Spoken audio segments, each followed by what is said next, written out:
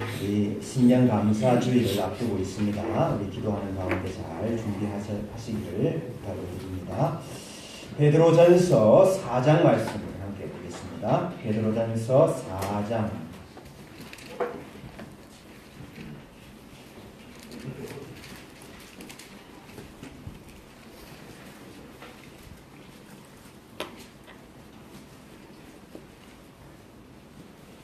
베드로전서 4장 7절부터 11절까지 말씀, 7절부터 11절까지 말씀 우리 한 절씩 교독하겠습니다. 만물의 마지막이 가까이 왔으니 그러므로 너희는 정신을 차리고 근신하여 기도하라. 무엇보다도 뜨겁게 서로 사랑할지니 사랑은 허다한 죄를 덮느니라. 서로 대접하기를 원망 없이 하고 각각 은사를 받은 대로 하나님의 여러 가지 은혜를 맡은 선한 청지기 같이 서로 봉사하라. 있습니다. 만일 누가 말하려면 하나님의 말씀을 하는 것 같이 하고 누가 봉사하려면 하나님이 공급하시는 힘으로 하는 것 같이 하라. 이는 범사에 예수 그리스도로 말미암아 하나님이 영광을 받으시게 하려 함이니 그에게 영광과 권능이 세세에 무궁하도록 있느니라. 아멘. 교회를 꿈꾼다 하는 주제로 금요기도회를 이어가고 있습니다. 오늘 너무나도 중요한 교회론을 한번 정리를 하려고 합니다. 제가 아마 우리 남전도회 연합회 기도회 하실 때인가요? 그때 한번 했던 것 같은데 너무 중요한 내용이라 사실 1년에 한 번씩 해야 됩니다. 아마 몇 번은 더 해야 될 겁니다. 오늘 너무 중요한 교회론을 정리를 할 텐데 혹시 여러분 지금까지 알고 있었던 교회론과 조금 다를 수 있습니다. 왜 다른가? 여러분이 잘못 알고 있었기 때문에 그렇습니다. 정통 개혁교회의 교회론을 정리를 할 텐데 오늘 교회론을 정리하면서 유익한 시간이 되시고 평생에 교회를 바라보는 새로운 관점이 열리시기를 바랍니다. 오늘 PPT가 있습니다. 무엇이 무엇보다 먼저인가? 무엇이 무엇보다 앞서는가? 우리가 이 순서를 좀 매겨봐야 되는데요. 여기 성령론이 있고 은혜론이 있고 직분론이 있고 교회론이 있고 구원론이 있습니다.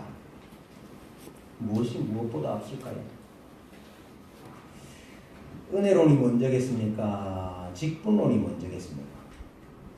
이 은혜론이라는 건 하나님이 우리에게 은혜를 베푸시는 수단, 방편, 은혜의 방편이라고 그러죠.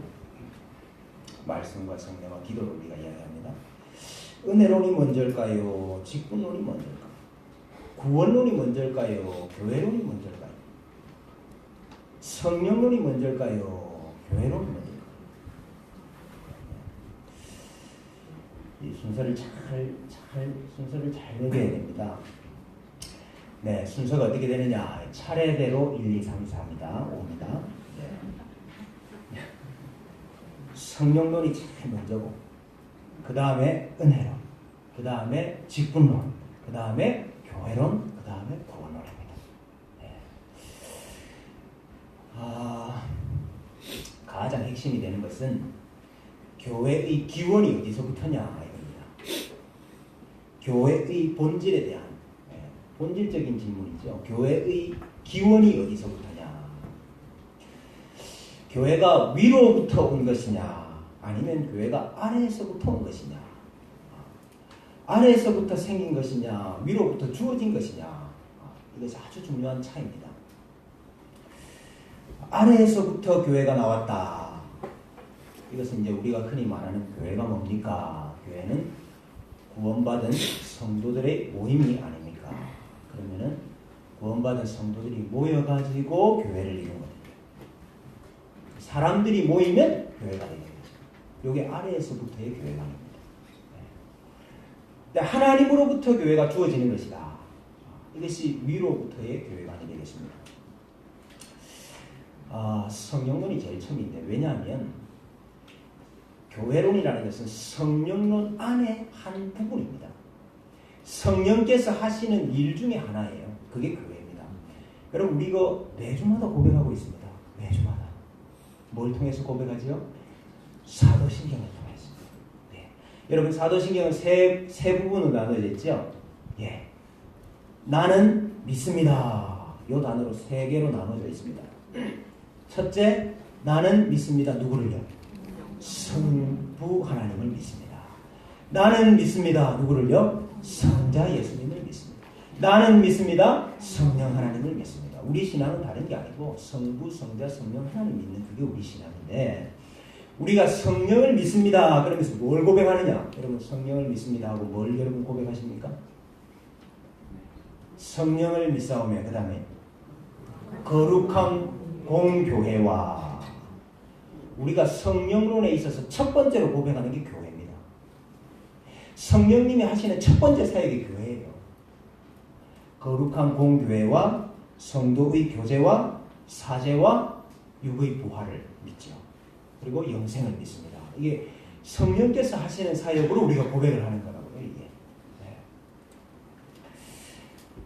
복습 한번 해보십시다. 교회는 성령 하나님의 뭡니까? 전이지요. 예, 성령 하나님의 집이라. 성령님께서 거하시는 집이라 그랬습니다. 또 성령의 교통하심이 교회죠. 예, 성령의 교통하심. 하나님의 나라는 먹는 것과 마시는 것이 아니요 오직 성령 안에 있는 의와 평강과 희락이라. 교회가 먹고 마시는 것이 아니고 성령 안에서 행해지는 교통함. 그게 교회죠. 성령님께서 교회에 내주하시면서 하시는 일이 있습니다. 교회에게 말씀하십니다. 그래서 너네들 교회 목사로부터 말씀을 잘 들어라 이렇게 말씀하지 아니하시고 요한계시록을 보면 늘 어떻게 말씀하십니까? 귀 있는 자는 성령이 교회들에게 하시는 말씀을 들을지어다. 누가 말씀하셔요? 성령님이 말씀하셔요. 성령님께서 자신의 뜻을 따라서 구원받는 자들을 모으시죠. 성령님께서 구원받는 자들을 모으십니다. 네. 여러분 성령 받지 않으면 예수 그리스도를 주라 고백할 수가 없습니다. 하나님을 아버지라 할 수가 없습니다. 성령님이 교회의 일원을 만드시고 모으시는 거죠. 성령님께서 교회의 감독자를 세우십니다. 우리 지난번에 봤잖아요. 성령이 그들 가운데 여러분을 감독자로 삼고 하나님이 자기 피로 사신 교회를 보살피게 하셨느니라. 성령님이 감독자를 세우신대요. 성령님께서 교회를 하나 되게 하시지요. 성령의 하나 되게 하신 것을 힘써 지키라. 성령님이 교회를 하나 되게 하십니다. 성령님께서 은사를 주셔서 교회를 유익되게 하시죠. 하나님께서 성령님께서 은사 주시는 대로 교회를 위하여 봉사하게 하시고 그래서 여러분 신약의 교회가 성령 하나님의 오심으로부터 말미암아 시작이 된 거 아닙니까? 그래서 교회가 근본적으로 삼위 하나님의 사역에 그 기원과 근거를 두고 있다. 이것을 우리는 명확하게 해야 됩니다. 사역자든지 은혜의 방편이든지 이건 다 성령의 도구입니다. 성령의 도구. 성령을 떠나서는 그것은 아무것도 아닌 것입니다. 방편이라는 것은 성령님의 방편이기 때문에 방편이 성령님을 제한할 수가 없습니다. 이게 좀 어려운 말인데 이후에 설명되는 이것은 다 성령 하나님이 일하신 방편이라고. 이후의 모든 방편들이 성령님을 제한할 수가 없어요. 예. 감사합니다, 장님. 우리는 성령의 일하심에 대해서 늘 열려 있어야 됩니다. 그래서 교회는 성령 하나님의 일하심에 대해서 늘 열려 있어야 돼요.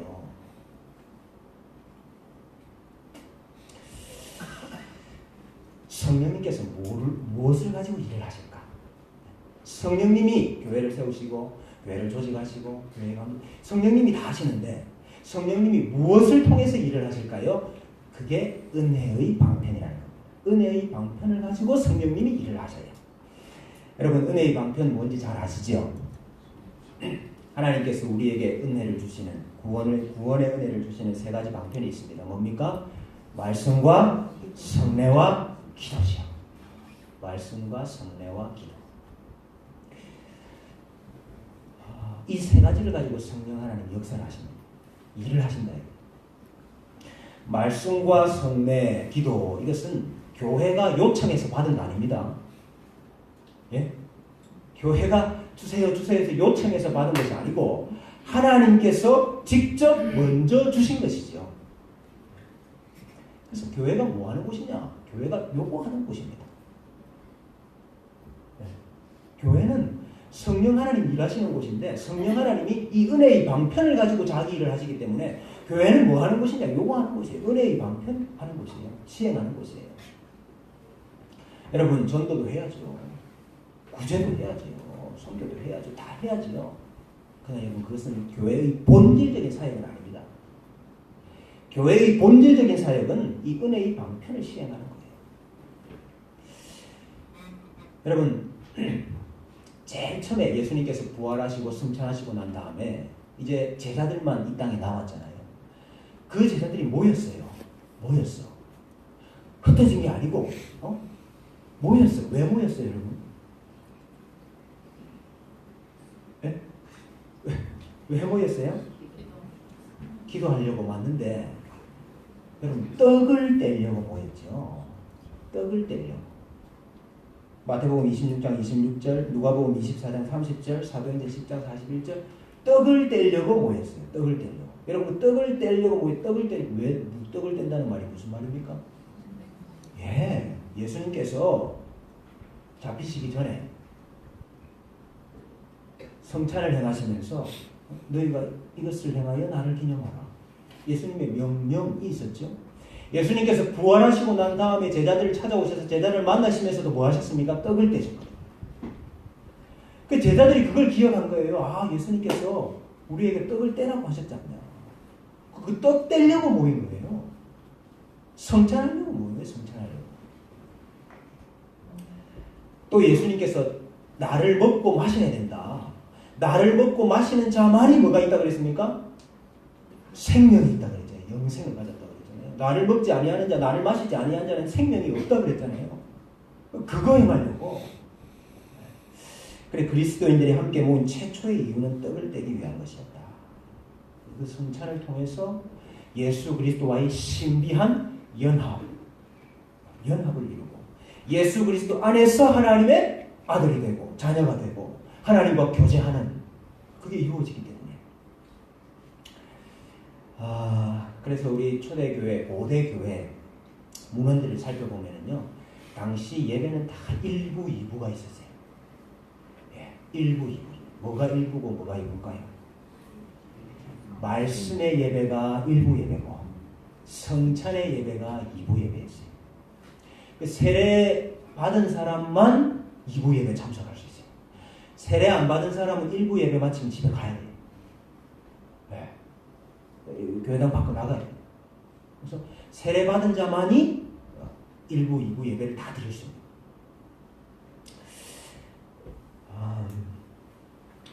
오늘날 우리 교회는 성찬을 먹을 때마다 안 하잖아요.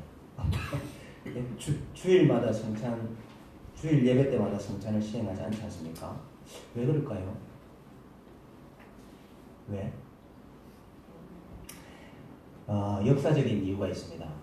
첫째는 역사적인 이유인데요. 중세교회가 너무 말씀으로부터 변질됐잖아요. 교회의 참모습으로부터 변질됐잖아요.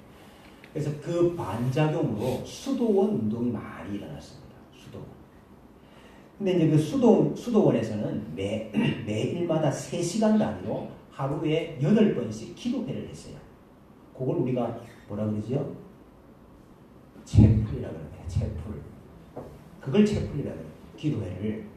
하루에 8번씩 3시간 단위로 채플을 하는데 그 채플에서는 성찬을 할 수가 없어요. 성찬을. 왜냐하면 성찬은 그 성당에서 주교가 행하기 때문에 채플을 할 때는 성찬이 없었습니다. 그렇게 진행이 되다가 이 개혁자들이 종교 개혁자들이 이제 로마 교회로부터 분리되고 난 다음에 이제 새롭게 예배를 드려야 되는데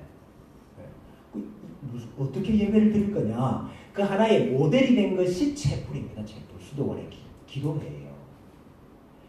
거기에서부터 성찬 없는 예배가 시작이 됐어요. 그리고 특히 우리 한국 교회는 이 미국의 19세기 천막 운동이라 그러죠. 전도 집회, 캠프 미팅이라고 하는 거기에서 회심한 그 천막 미팅, 천막 전도 부흥운동에서 회심한 사람들이 우리 교회 선교사로 왔거든요. 한국 교회에. 근데 그 천막 그는 뭐 예배라고 말하면 집회인데 그 집회 형식을 그대로 우리 한국 교회에 전수를 했어요. 그래서 우리 예배가 정확하게 따지면 이게 우리 정통 예배 형식이 아니고 약간 부흥 집회, 전도 집회 형식의 예배가 처음부터 우리 한국 교회에 정착이 된 것입니다. 교리적인 이유가 또 있는데요. 종교개혁자들이 이 성찬 문제가 통일이 안 됐어요. 종교개혁자들이 다 마음을 합해가지고 한 마음으로 개혁을 한 게 아니고 이 성찬 문제 때문에 다 나눠졌거든요. 우리가 잘 알듯이 로마 교회는 화채설을 주장하지 않습니까? 이 신부가 거양 떡과 잔을 들 때에 이게 들고 축사할 때에 이게 실제로 예수 그리스도의 몸과 피로 변한다. 화채설을 의미잖아요. 근데 이제 개혁자들이 그건 아니다. 루터는 예수님의 육신이 그 떡과 잔에 함께 임하신다. 육신이 임하신다. 그래서 우리가 공제설이라. 루터는 그걸 주장해요. 쯔빙글리는 예수님의 몸이 어떻게 거기 떡과 잔에 임할 수가 있냐. 예수님의 몸은 어디 있죠? 예수님의 몸은? 예수님 부활하셨잖아요. 예수님의 육신의 몸은 어디 계십니까? 하늘에 계십니다. 하늘에. 그러니까 예수님의 몸이 거기 임하신다. 그건 아니다. 그래서 쯔빙글리는 기념하는 것이다. 단순한 기념이다. 예수님께서 그와 같이 행하시면서 자신의 몸과 피를 우리에게 주시는 것을 우리가 기념하는 거다. 근데 칼빈은 아니다. 단지 기념이 아니고 예수 그리스도의 육신의 몸은 하늘에 계시지만은 영적으로 그 떡과 잔에 임하신다. 영적 임재설을 주장했죠. 우리 한국 교회가 가지고 있는 성찬에 대한 인식은 주로 어떻습니까? 주로 기념설이에요. 기념하는 거. 예수님의 죽으심을 기념하고 예수님의 찢겨진 몸, 흘리신 피를 기념하는. 여러분 이 기념설에 굉장히 큰 문제가 있습니다. 기념설에 결정적인 문제가 있어요. 기념설에 무슨 문제가 있을까요? 기념을 누가 하죠? 예? 그 예수 그리스도의 그 살과 피를 기념하는데 기념을 누가 하냐고? 내가 하는 거야. 기념을 내가 하는 겁니다. 그러면 성찬을 통해서 뭘 확인하는 거죠? 나의 신앙과 나의 믿음을 확인하는 거예요. 근데 성찬은 뭡니까? 은혜의 방편이에요. 하나님께서 우리에게 은혜를 주시는 방법이고 통로라요. 하나님이 주시는 것이지 우리의 신앙을 확인하는 게 성찬이 아닙니다. 이 기념설은 아주 그 문제가 있어요. 그런 점에서. 그래서 우리는 이 칼빈의 견해를 따라서 영적 임재설을 받아들입니다. 실제로 예수 그리스도의 육신의 몸과 피가 되는 건 아니지만은 예수 그리스도께서 영적으로 거기에 임재하셔서 그것을 우리가 먹고 마실 때에 성령 하나님께서 예수 그리스도가 우리 안에 거하시고 우리와 연합되는 놀라운 신비의 연합을 체험하게 하시는 겁니다. 그건 경험하는 겁니다. 하나님께서 주시는 은혜야. 우리가 받는 거죠. 실제적인 이유가 있죠. 실제적인 이유.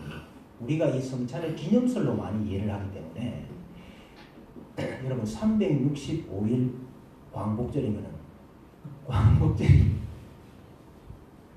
기념하는 게 의미가 별로 없잖아요. 어쩌다가 한 번씩 기념해야 의미가 있지. 이게 성찬을 너무 자주 하면 이게 은혜가 떨어진다 이런 이야기를 하는 거예요.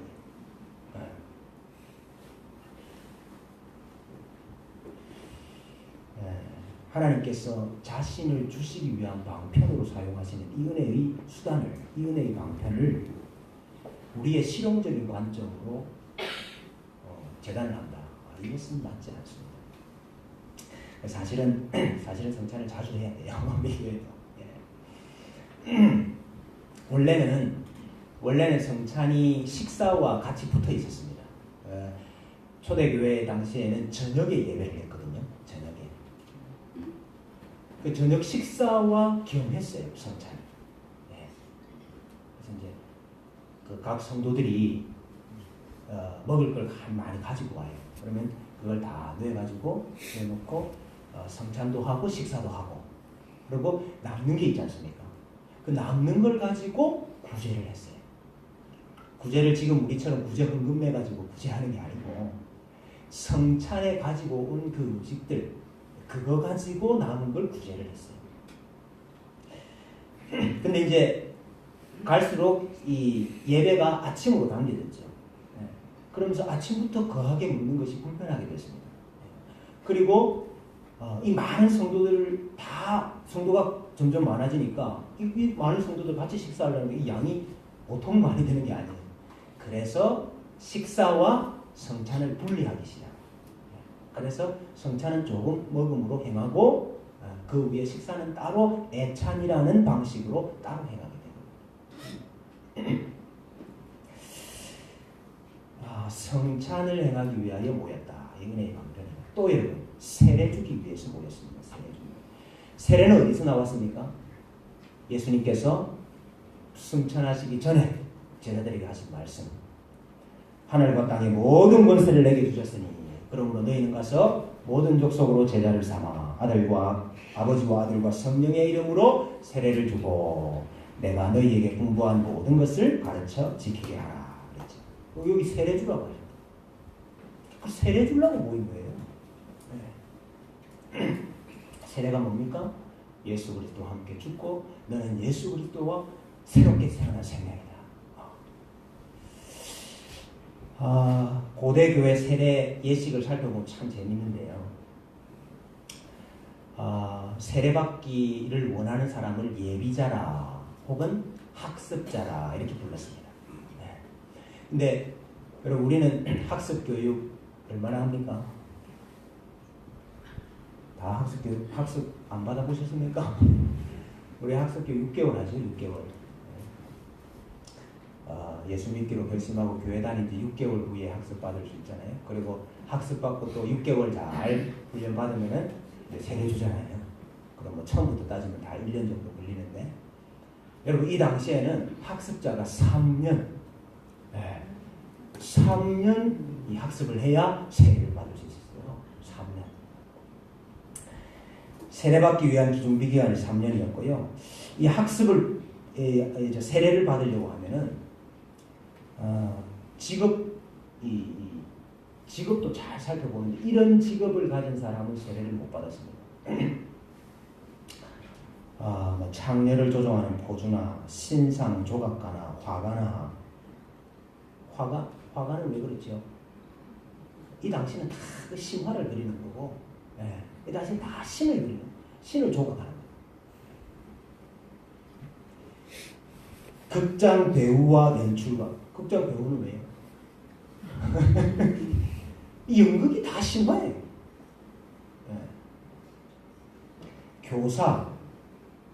교사는 왜 안 됩니까? 교사도 안 되고 군인도 안 돼요. 군인도. 교사도 안 되고 군인도 왜 안 될까요? 군인은 황제에게 충성 맹세를 해야 되기 때문에 안 돼요. 그 당시에 황제가 신입니다. 교사는요, 교사는 신화를 가르치고 신화를 가르치는 거예요. 검투사, 우상제사장, 신정경비원, 마법사, 점쟁이, 해몽과 협작꾼, 화폐위조권, 부적, 제조작, 이런 사람 다 자기 직업을, 혹시 이런 직업 있으신가요? 이런 직업을 다 포기해야 세례를 줬어요.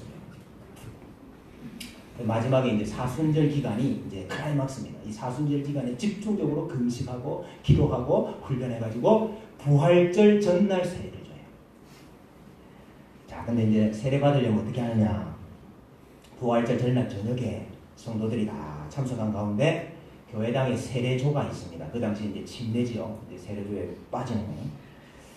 세례조를 중심으로 서쪽에서 교회당 서쪽에서 세례받을 사람이 들어옵니다. 그래서 서쪽을 향하여 서서 마귀와의 모든 인연을 4번 부인합니다. 사탄아, 나는 너와 너에 대한 모든 경배와 너의 허세와 너의 모든 행위를 끊겠노라. 이렇게 4번을 선언을 해요.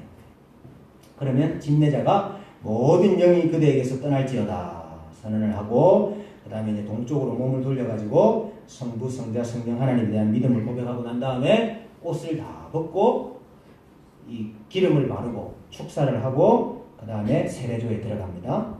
그래서 침례자가 3개를 물어요. 당신은 전능하사 천지를 지으신 성부 하나님을 믿습니까? 그러면은 뭐라고 답합니까? 그래도 나는 믿습니다. 또 성자 예수님을 믿습니까? 그래도. 성령 하나님을 믿습니까? 그래도. 그 그래도 할 때마다 빠뜨리는 거예요. 들어갔다 나오는 거예요. 그 3번 물에 들어갔다 나오는 거예요. 그런데 다 나오고 나면은 다 벗고 세례를 하잖아요. 그러면 나오면은 이 하얀 옷을, 흰 옷을 입혀주지요. 여러분 이거 왜 다 벗고 세례 받는다 그랬죠? 제가 한번 말씀드렸는데 왜 다 벗고 세례를 받습니까?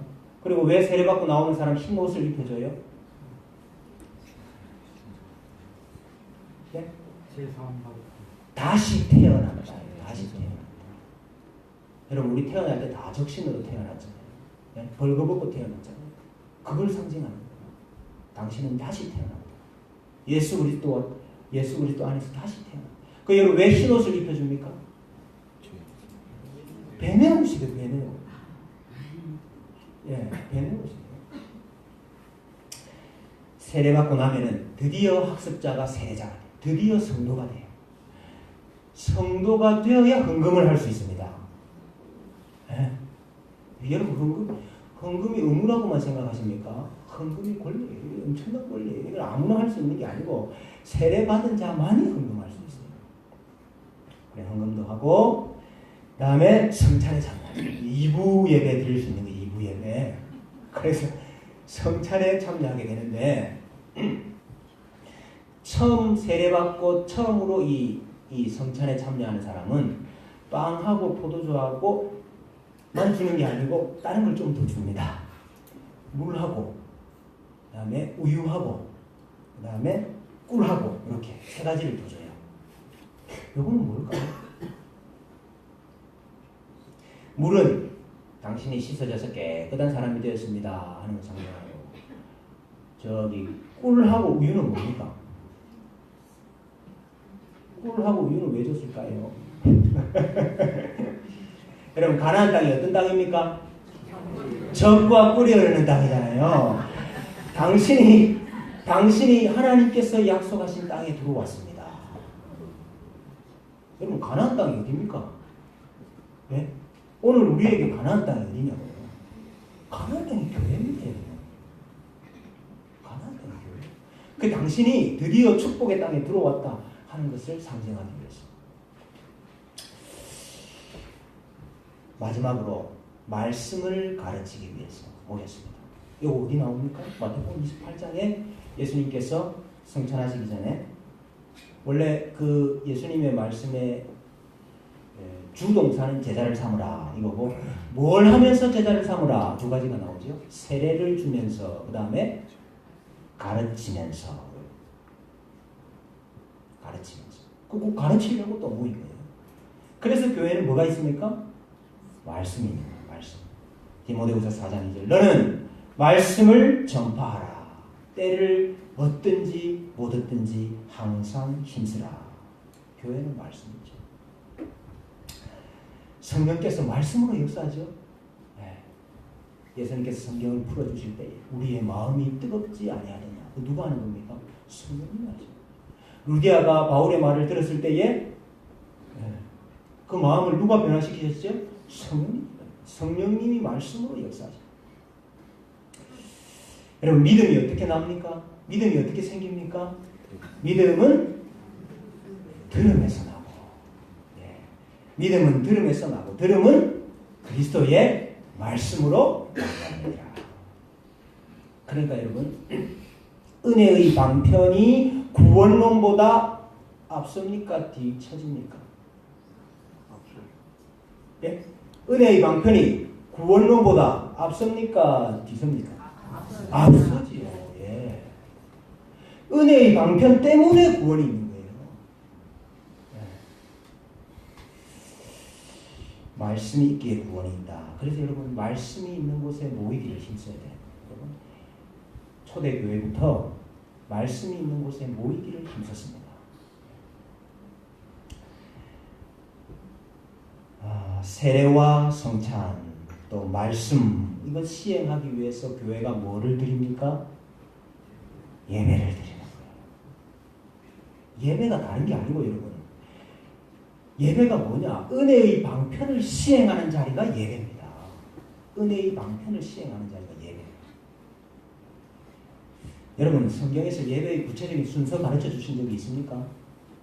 자, 1번 예배의 부름, 2번 교동하고 3번 사도신경하고 4번 이거 성경이 가르쳐 줬습니까?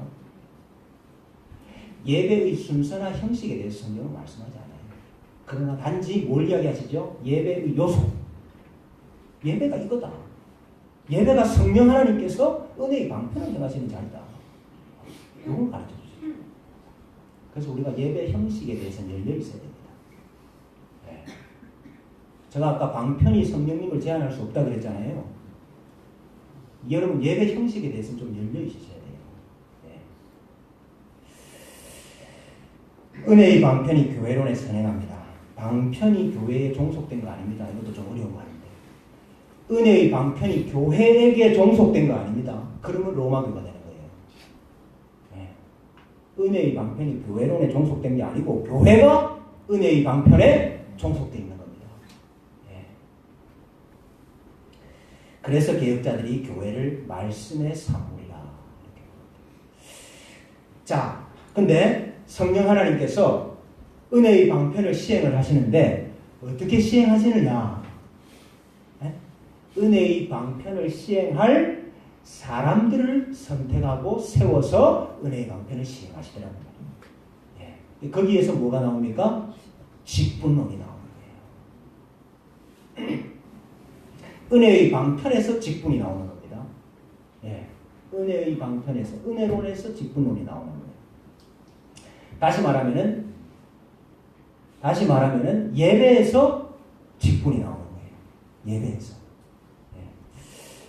자, 오늘 우리가 읽었던 베드로전서 4장 11절에도 지금 이 예배를 말씀하면서 말씀과 봉사 이 두 가지를 말씀을 하시죠. 사도행전 6장 1절에서 6절에 봐도 거기에도 봉사가 두 개가 나오는데 그 봉사를 우리가 디아코니아라 그러는데 두 개의 디아코니아가 나와요. 첫째는 구제의 봉사, 섬김의 봉사, 이 디아코니아가 나와요. 또 하나는 말씀의 디아코니아, 말씀의 섬김. 여러분 예배를 이 신약 성경에서 예배를 말하는 성경을 보면은 이 두 가지 섬김이 나옵니다. 하나는 말씀의 섬김이고 하나는 구제의 섬김. 이 두 개의 디아코니아가 나옵니다. 그래서 초대교회의 직분이 두 가지라요. 지금 여러분 교회가 지금 뭐 합니까? 말씀과 구제를 하죠. 이 두 가지를 시행하기 위해서 직분이 두 개가 생긴 거예요. 뭐와 뭡니까? 장로와 집사입니다. 장로를 다른 말로 뭐라고 그럽니까? 동의어? 감독. 장로와 감독을 세우셨고 집사를 세우셨고. 그러니까 여러분 신약 성경에 나오는 직분은 이 직분입니다. 장로, 감독, 그리고 집사. 말씀과 세례와 성찬 이거 맡은 직분자가 누굽니까? 장로와 감독입니다.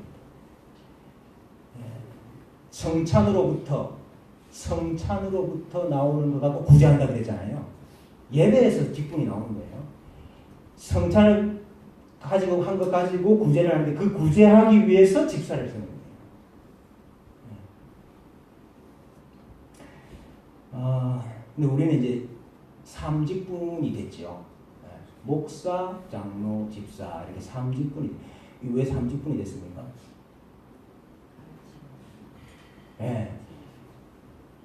아까 장로가 해야 되는 일이 말씀과 성례, 그죠? 근데 여기서 말씀, 이 가르침, 요거를 따로 뺐어요. 그래가지고 요거를 하는 장로를 목사라. 그리고 그 다음에 성도들을 말씀으로 돌아보는 장로를 장로라 이렇게 나눠주고. 누가 나눴습니까? 누가 나눴어요? 칼빈이 나눴습니다. 칼빈이 디모데전서 5장 17절 말씀을 근거로 나눴는데, 디모데전서 5장 17절 이겁니다. 잘 다스리는 장로들은 배나 존경할 자로 알되 말씀과 가르침에 수고하는 이들에게는 더욱 그리할 것이니라. 요 부분 가지고 앞에 잘 다스리는 장로 이걸 하나의 장로로 빼고, 그 다음 뒤에 말씀과 가르침에 수고하는 이들 요걸 또 하나의 장로로 뺀 거예요. 그리고 두 장로를 이야기를 하는 거예요. 이게 제 말이 아니고 이게 우리 신학대학원의 교수님들 또 뭐 교회법 전공하신 뭐 우리 목사님들 하시는 이야기를 제가 종합해서 말씀드리는 겁니다. 디모데전서 5장 17절이 두 개의 장로직을 말하고 있는 겁니까? 한 장로직의 두 역할을 말하고 있는 겁니다. 여러분 뭐라고 생각하세요? 하나의 장로직, 장로직 중에 장로 중에 이 장로가 하는 역할이 가르치고 말씀을 전하는 것과 또 그 말씀대로 다스리는 것, 두 역할이 있는 겁니까? 아니면은 두 직분으로 나눠져 있는 거예요? 예, 디모데전서 5장 17절에 근거하면은 두 직분이 아니고 한 직분의 두 가지 역할이라 이렇게 봐야 됩니다. 그래서 저는 조금 안타깝습니다. 이게 지금 우리 3직분이 된 게. 여러분 3직분이 돼서 이 폐해가 많이 나타나요. 폐해가 뭡니까? 말씀과 다스림이 따로 노는 거예요. 여러분 교회를 다스린다 했을 때 뭐로 다스리는 거죠? 다스린다는 게 도대체 뭡니까? 다스린다는 너 이리 와봐. 줄 세우는 게 다스리는 거예요? 다스리는 게 뭐죠? 성도들이 말씀대로 살고 있느냐? 말씀으로 살고 있느냐? 다스리는 게 다른 게 다스리는 게 아니라 예수 그리스도의 다스림을 구현해야 될 거 아닙니까? 직분자가. 그러니까 말씀대로 성도들이 잘 살고 있느냐 그거 확인하는 거죠. 근데 우리가 소위 신방이라고 그래 말하는 거 아닙니까? 신방. 근데 이게 분리가 돼요. 말씀 따로 다스림 따로. 뭐로 다스리는지 잘 모르겠어요.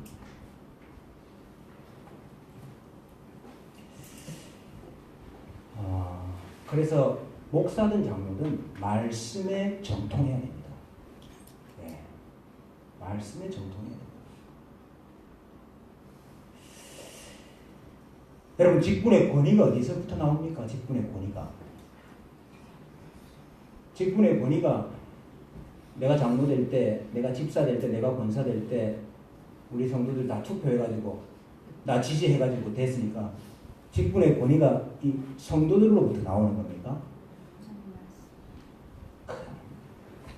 성령께서 은혜의 방편을 행하시기 위해서 직분자들을 선택하시고 세우시는 거죠. 위로부터 권위가 주어지는 거죠. 아래에서부터 권위가 주어지는 게 아니고. 자꾸 아래에서부터 권위가 주어진다고 하니까 자꾸 민주주의를 생각하는 게 교회를.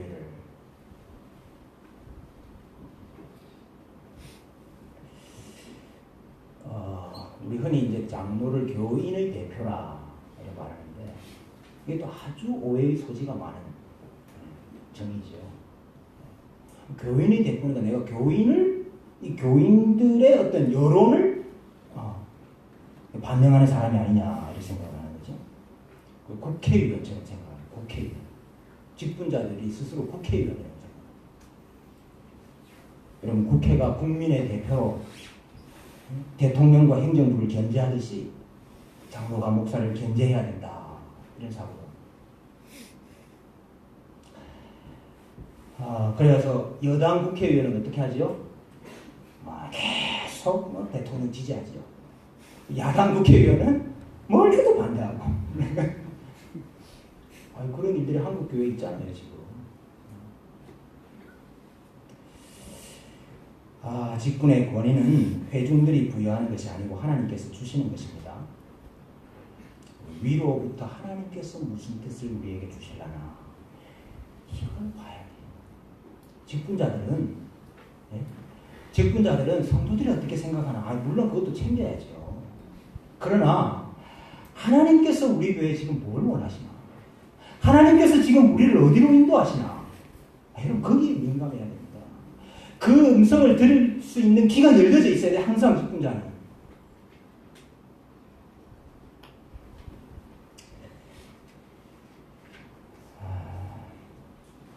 그래서 여러분 직분자의 가장 중요한 것은 성령 충만이죠. 성령님께서 세우시고 성령님께서 자신의 일을 그를 통하여서 하시기 원하시기 때문에 직분자의 가장 중요한 건 성령 충만이에요. 여러분 그 직분자를 뽑을 때 어떤 사람 뽑으라 그랬습니까? 성령과 지혜가 충만하여. 성령과 지혜가 충만하여 칭찬받는 사람 7을 택하라. 바울도 전도 여행하는 동안에 계속 장로를 세웠습니다. 여러분이 우리 제가 사도행전 강의하면서 말씀드렸습니다만은 바울의 선교 여행이라 이래가지고 마치 바울의 선교 1차, 2차, 3차 선교 여행을 단기 선교처럼 이렇게 이해하시면 안 돼요. 여기 가서 조금 복음 전하고 저기 가서 조금 전하고 떠나고 하는 게 아니고 가서 복음을 전하고 믿는 사람들이 생기면은 반드시 그 가운데서 장로를 세웠어요. 훈련시켜서. 왜? 장로를 세워야 하나님께서 그를 통하여 교회의 은혜의 방편을 행하시고 그래야 교회가 세워질 거 아닙니까? 네. 바울의 2차, 3차 선교 여행은 내가 세운 그 교회들 장로들이 잘하고 있는지 확인하려고 간 겁니다. 네.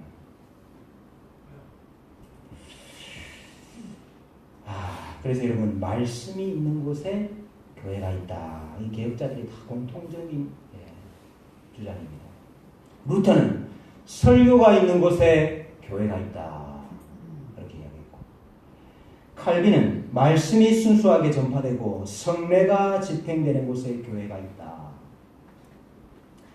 프랑스 신앙고백, 칼빈이 초안한 프랑스 신앙고백, 목사가 있는 곳에 교회가 있다. 여러분 이거 이해 가세요? 목사가 있는 곳에 교회가 있다. 네?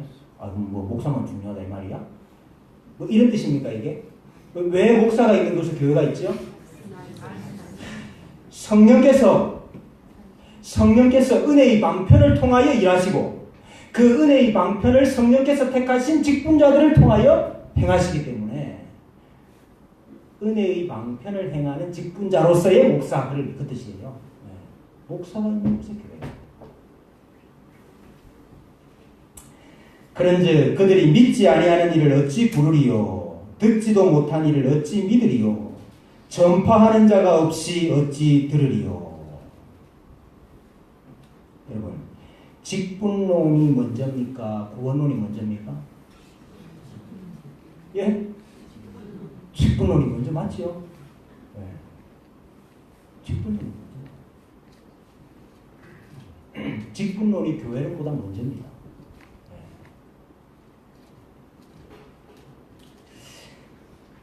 이제 교회론이 먼저일까요? 구원론이 먼저일까요?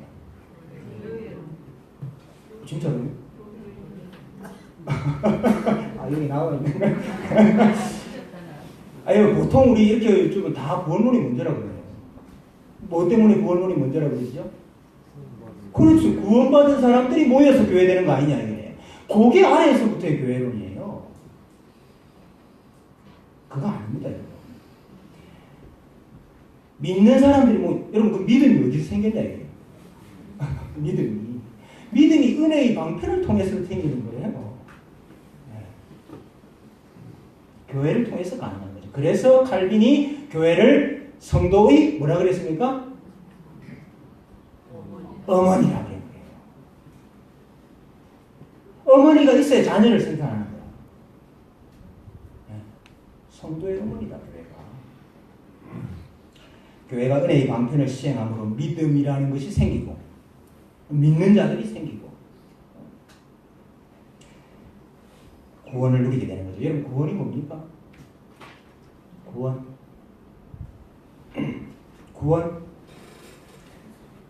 이거 성경에 몇 작게 하면서도 계속 했던 건데 구원이 뭡니까 여러분? 하나님을 알고 교제하는 게 구원이죠. 예? 하나님을 알고 교제하는 게 구원입니다. 하나님 어떻게 합니까? 여러분 하나님 어떻게 교제하세요? 예? 성령 하나님이 주시는 은혜의 방편을 통해서 교제하잖아요. 성령 하나님께서 주시는 은혜의 방편을 통해서 하나님을 알잖아요. 예.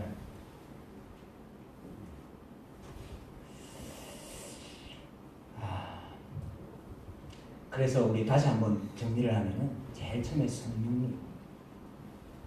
성령님이 은혜의 방편을 통해서 은혜를 일하시는데 그 은혜의 방편을 행할 사람들, 직분자들을 세우시고 그 직분자를 통하여서 은혜의 방편을 행하심으로 교회가 생기고 그 교회 안에서 우리가 뭐를 누립니까? 구원이라는 거예요. 구원 다른 말로 하면 하나님을 알고 교제하는 거 다른 말로 하면 생명이다. 영생이다. 우리가 교회 안에서 구원을 누리고 구원을 얻고 구원을 누리고 당장에 내가 이렇게 어려운데 당장에 우리 가정에 지금 문제가 얼마나 큰데 무슨 교회 이야기를 이렇게 오래 하십니까?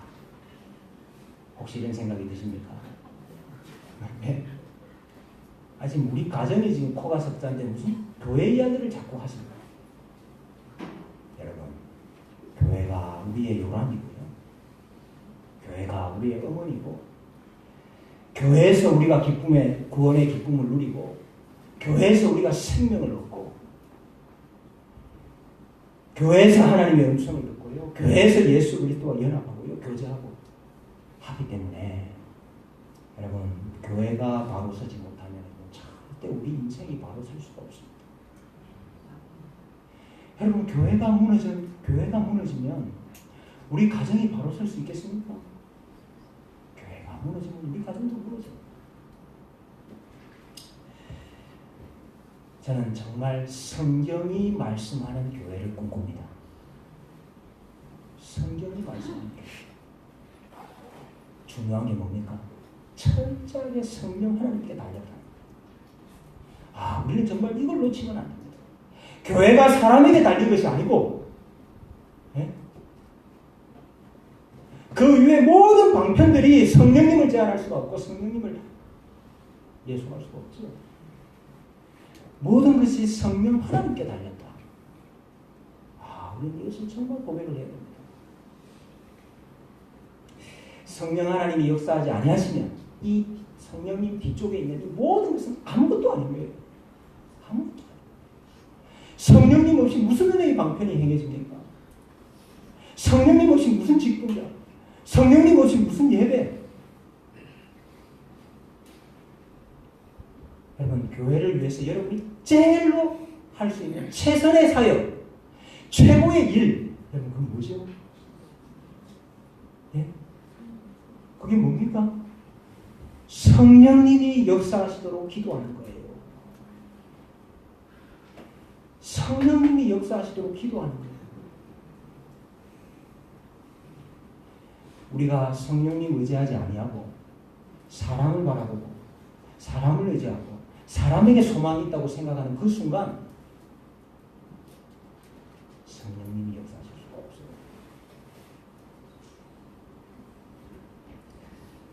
성령님께서 교회에게 요구하시는 것이 무엇이냐? 은혜의 방편들을 잘 시행할 것을 요구하시죠. 만약에 은혜의 방편이 순수하게 보존되지 못하고 은혜의 방편이 변질된다. 말씀이 말씀대로 전파되지가 않고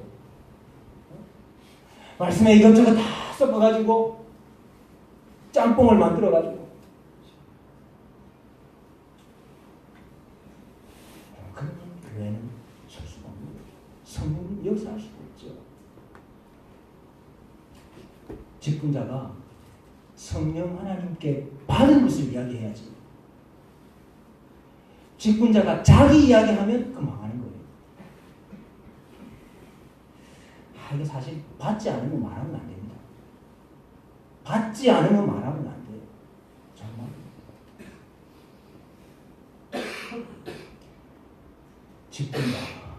직분자가 타락하면, 직분자가 성령 충만하지 않으면 그 은혜의 방편이 어떻게 순수하게 보존이 되겠습니까? 여러분, 그래서 우리가 기도할 게 많아요. 성령님 역사하시기를 기도해요. 우리 교회의 은혜의 방편이 말씀과 성령과 기도가 끊어지지 않을 뿐만 아니라 순수하게 바르게 전파되고 시행되고 이것을 받는 자들이 다 그 은혜를 누리도록 기도해야 돼요.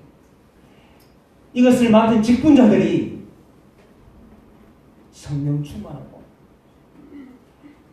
타락하지 아니하고 흠말하지 아니하고 하나님께 받은 것만 말하고 이걸 위해서 우리가 기도해야 됩니다. 정말 기도해야 돼요.